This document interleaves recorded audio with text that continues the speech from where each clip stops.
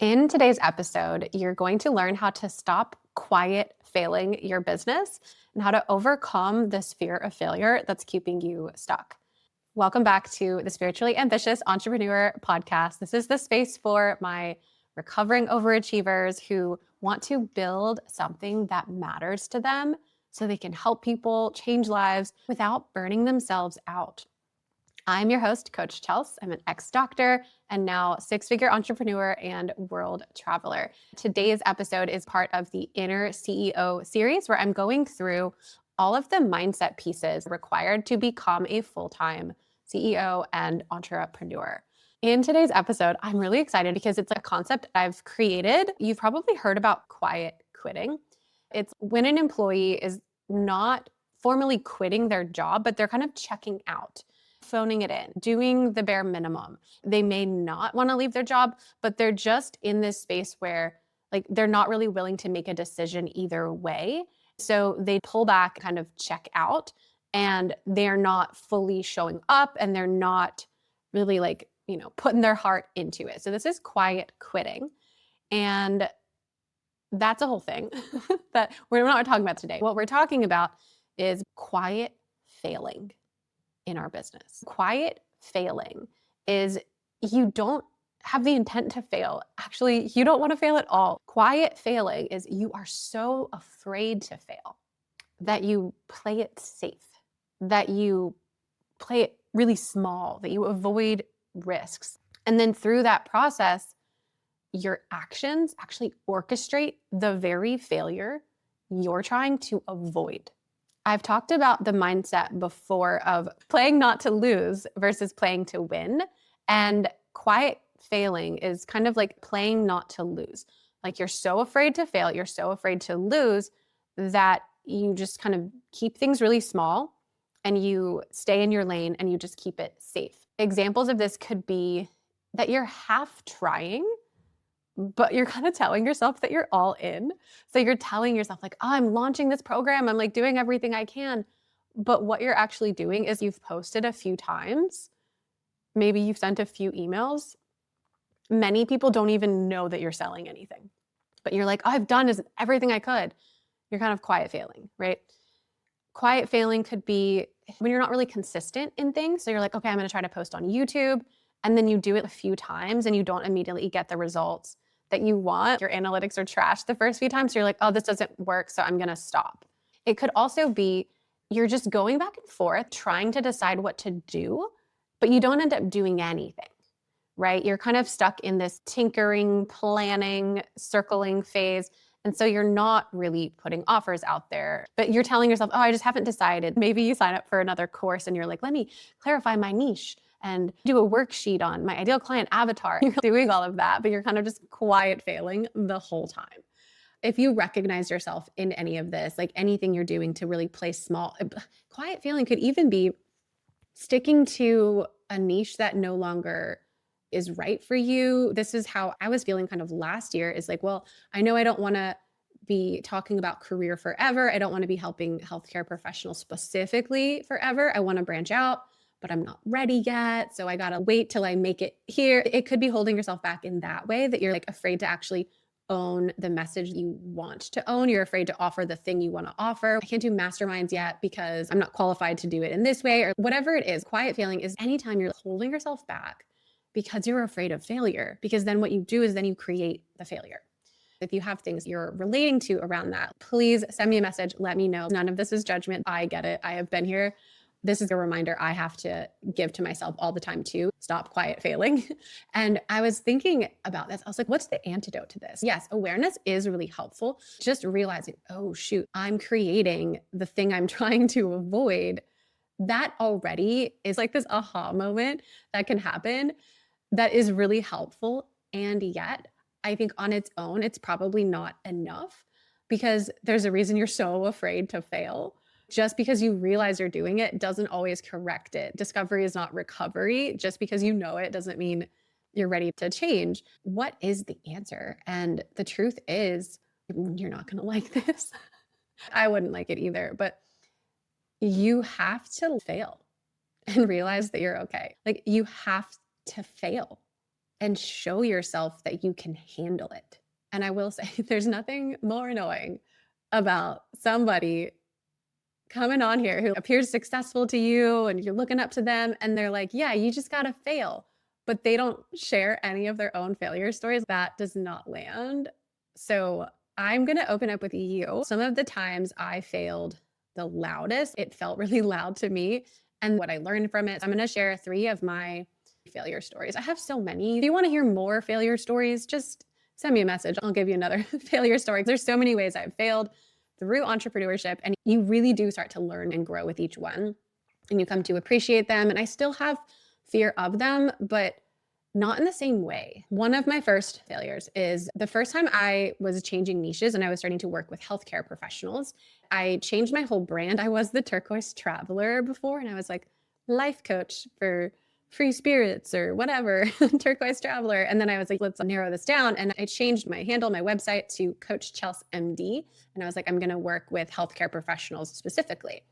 And so I made this change. I did this rebrand and I did my first launch for the career fulfillment formula, which I've talked about on here before, and nobody signed up. So I'm feeling like such a failure, right? I'm like, oh, I launched this program. I did all my market research, and why didn't anybody sign up? I was in a group coaching program at the time, and I literally cried on this group coaching call because I just felt like such a failure. I felt like, why am I not getting this? And I'm in this program where everyone else is implementing the things and they're like, oh, I just signed $2,000. I'm joining the mastermind now. There was all of this momentum and results people were seeing. And I was like, but I'm trying and I'm not seeing it. And I really felt like such a failure. When I look at it now, I'm like, that's not a big deal. But I need to honor the emotional experience of Chelsea at that moment, who felt crushed. Not only because she felt like a personal failure, but also she felt like now my dreams won't be able to happen. It's not only like I'm a failure, but it's like I cannot make my dreams a reality. So now I'm going to have to go get a job. There was a lot involved in that. We can spiral and get dark real fast. And now that I'm looking back at it, it's like, whoa, your brain tells you that you failed way before it's actually reasonable to conclude failure. So what we did on that call, my coach held the emotions for me, but then we were looking at all of the pieces. She's like, what do you mean that nobody signed up? The closing date's not even over, but do you need to close at that certain date? It's just a one-to-one experience. You don't have to have a specific start date. Just keep talking about it. Just keep sharing it. Just like really helping me look at all the different statistics. Well, what have you done so far? And I was like, well, I did a 5-day challenge. And then I posted a few times after that.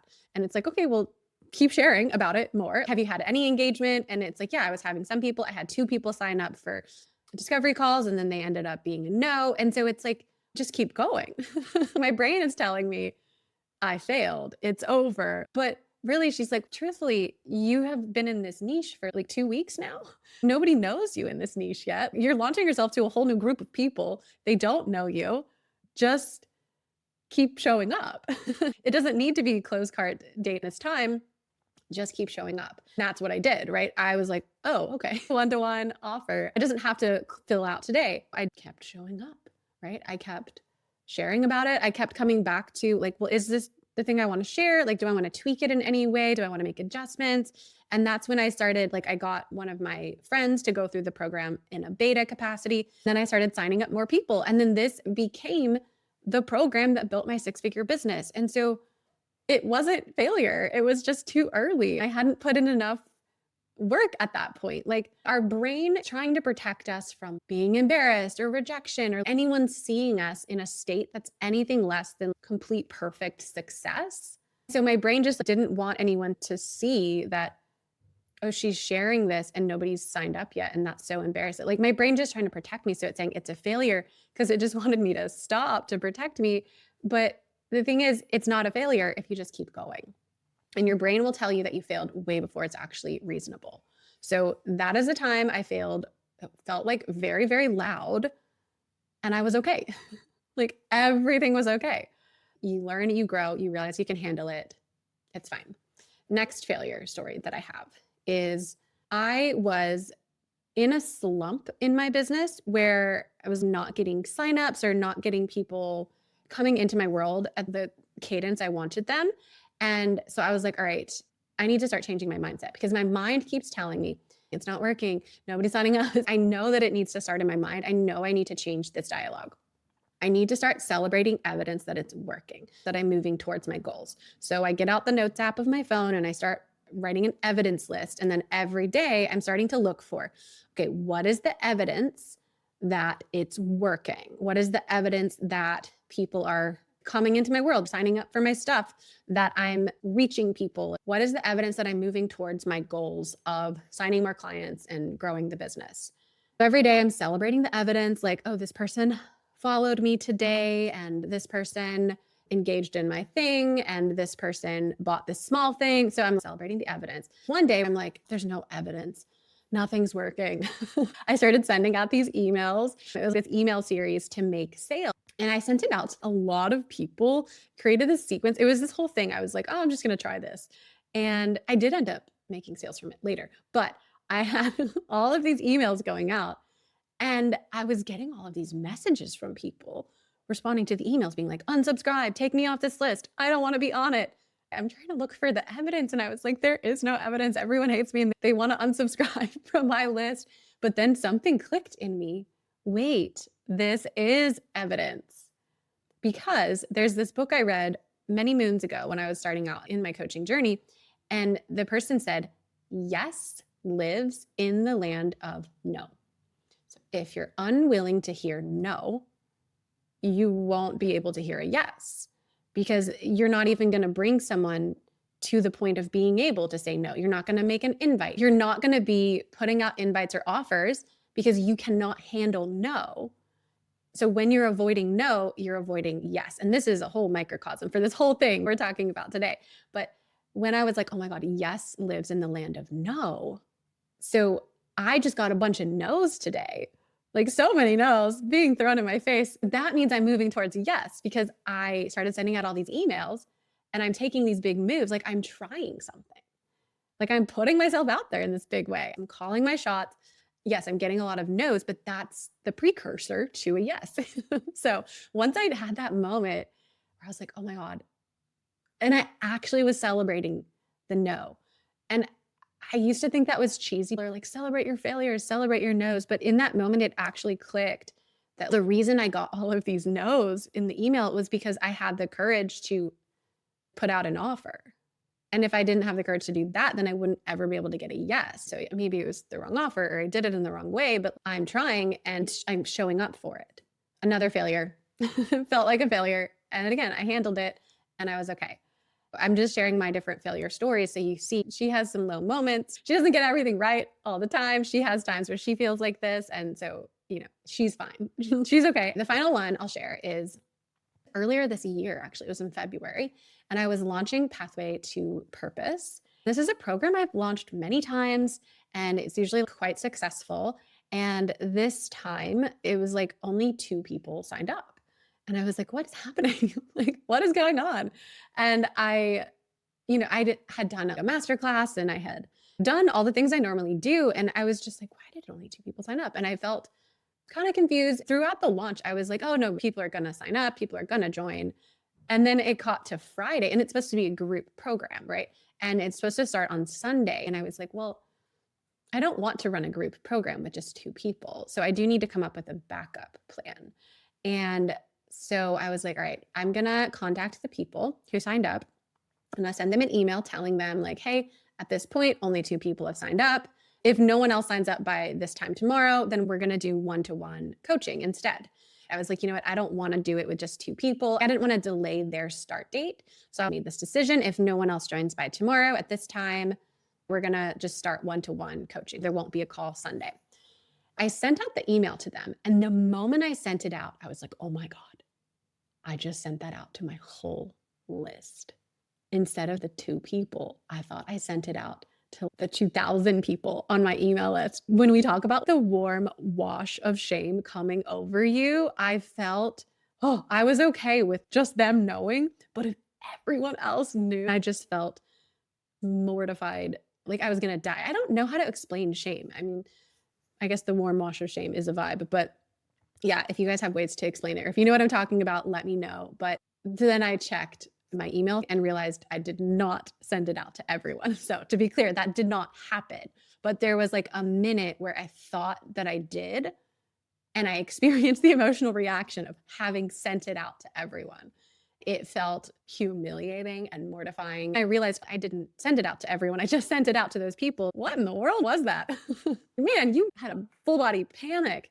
Why was that such a big deal if people knew that only 2 people signed up? What's going on? And in that moment, I realized failure is so self-focused, because the truth is, it wasn't about me. It's about showing up. It's about serving. Like, the fear of failure is so egoic. I care so much about what other people think of me that I don't actually care about who I'm actually being or how I'm showing up. I care more about how I'm being perceived. It's just this weird mental jujitsu where we're focused so much on ourselves, but from the perception of others. It's a really weird thing. I was actually talking about this with my therapist on Wednesday. You're so afraid of someone else is looking at you, but who's the other? Who is it that's looking at you with such a problem with you failing? Just change that person. Change the person who's looking at you, even though no one is, and just be like, oh, they don't care if you fail. Maybe it's the gaze of a person who just loves you unconditionally. There's nothing to be worried about. It's not a big deal. So then, just to continue that part of the story, I did end up only doing, there were 2 people who signed up, and I ended up doing one-to-one coaching with them. And the cool thing was, I hadn't done one-to-one coaching for Pathway to Purpose in like 2 years. It had been a group program, but this allowed me to enter the curriculum with them in a new way. I was able to see, oh, you guys are struggling here. This part needs to change here. It was the coolest process where I got to go through it with them one-to-one, and it showed me different ways to adjust it and change it. And I actually, through this process, ended up rebuilding the whole program for Pathway to Purpose, fine-tuning it, restructuring it. And then I launched it in this new way where I was like, oh, this is it. This is the vibe. And it was the coolest thing. I ended up being wonderful and not a big deal. I share all of this. I don't know if I have a great conclusion, but I would say one is tuning into yourself, your actions, getting really honest about it. Are you quiet failing right now? Are you so afraid of failing? Are you trying to play it safe so much that you're really not doing much of anything, not putting yourself out there, avoiding, hiding, playing small? If so, give yourself grace, give yourself compassion. I think just taking note, like, what are these playing small behaviors? And what would happen if you just failed loudly? Can you show yourself that you can handle it? Can you show yourself that you actually have the emotional bandwidth to withstand disappointment, to withstand the feeling of rejection, the things you're really afraid of? It's not failure, it's all the emotions that come with it. But what if you let yourself know, actually, I can handle this. I've handled disappointment before and I've been okay. I've handled rejection before and I've been okay. You can handle all of these things. So you're stronger than you realize. You have more emotional capacity than you know. So stop quiet failing. We're going to loud fail and then we're going to succeed. The options are you're quiet failing and then you really fail, or you loud fail and then you succeed. So which one would you choose? The choice is yours. You have red pill or blue pill. Which one do you want to choose? What you want to put out into the world is way too important for you to do this quiet failing nonsense. It's time to get over it. If you are really ready to release all the nonsense that's keeping you from showing up fully in your potential, being the person you know you can be, helping the people you want to help, building the business, this is what we work on inside of the Sanctuary. This is my space for spiritually ambitious entrepreneurs where we do the inner game, right? There's this huge inner game of entrepreneurship, the mindset work, and the Sanctuary is where we tackle all of that so that you can build your inner leadership, become the person you want to be, build the business that you want to build, and really unlock your full potential.